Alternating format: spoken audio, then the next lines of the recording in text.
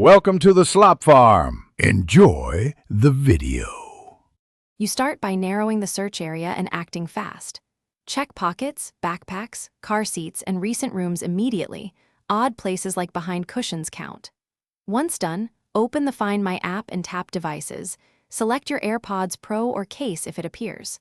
Make sure to note the last seen time and set a realistic search radius. Move toward the last known location while scanning outwards in concentric patterns. This method reduces wasted time and increases odds of quick recovery. If the case and AirPods can connect, play a sound and listen. Short bursts help you triangulate.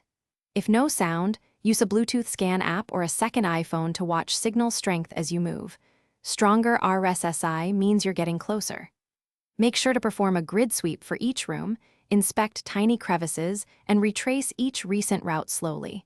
The why is simple. Small items often fall into overlooked gaps. Keep pockets and bags open so you don't rehide them by mistake.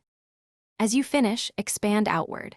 Check lost and found, ask family or coworkers, and inspect less obvious spots like laundry baskets. If the case remains missing, prepare to replace it.